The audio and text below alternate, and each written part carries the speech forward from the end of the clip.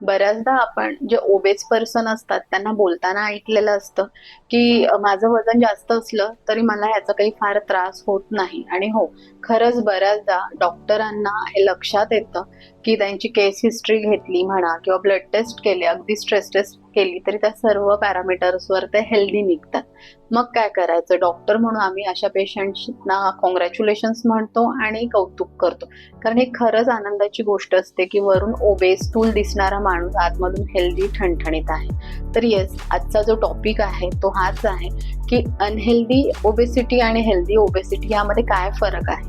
आपण 7 points discuss करणार आहोत की ज्याच्याने आपल्याला हे कंपॅरिझन कळून जाईल की कुठला माणूस हेल्दी ओबेसिटीमध्ये मोडतो आणि कुठला माणूस अनहेल्दी ओबेसिटीमध्ये मोडतो. तर सगळ्यात पहिली गोष्ट म्हणजे की फॅट डिस्ट्रीब्युशन. ह्या पीपलमध्ये जे हेल्दी असतात ना त्यांच्यामध्ये फॅट डिस्ट्रीब्युशन असतं ते स्किनच्या खाली सबक्युटेनियस असतं.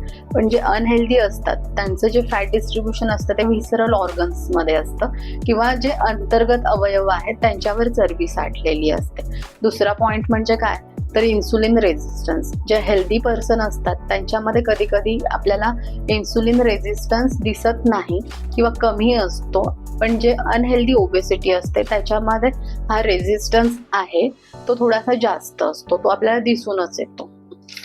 त्याच्यानंतर तिसरा पॉइंट जो आहे, हेल्दी वजन असणारी माणसं असतात ना तर त्यांचा बीपी बऱ्याचदा नॉर्मल येतो.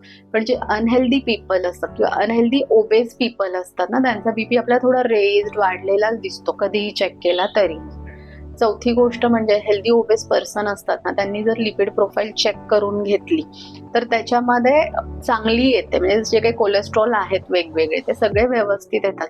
पण अनहेल्दी ओबेस पर्सनमध्ये तेच कोलेस्ट्रॉल वाढलेलं दिसून येतं.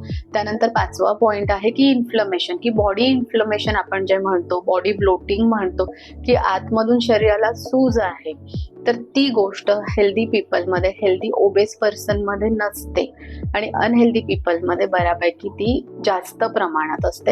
हे आपण चेक करू शकतो होमोसिस्टिनच्या द्वारे, CRPच्या द्वारे किंवा HSCRPच्या द्वारे. ही एक ब्लड टेस्ट आहे. त्यानंतर जो 6वा पॉइंट आहे तो म्हणजे हार्ट डिसीज.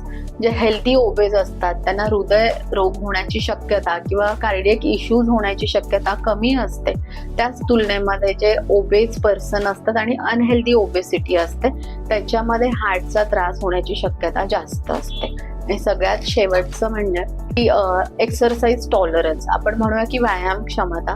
जे हेल्दी ओबेस पर्सन असतात ते व्यायाम क्षमता त्यांची चांगली असते, ते चांगल्या प्रकारे व्यायाम करू शकतात, श्रम सहन होतं त्यांना, त्यांचं मेट हे जे आहे ते 10च्या वरती येतं. आणि जे अनहेल्दी ओबेसिटीमध्ये मोडतात त्यांची हृदयाची कार्यक्षमता थोडी कमी झालेली असते, वीक झालेलं असतं हृदय, त्यामुळे ते 10 मिनिटच्या आतमध्येच व्यायाम सहन करू शकतात. आणि ही जी टेस्ट आहे ती स्ट्रेस टेस्टद्वारे आपल्याला माहीत पडून जाते.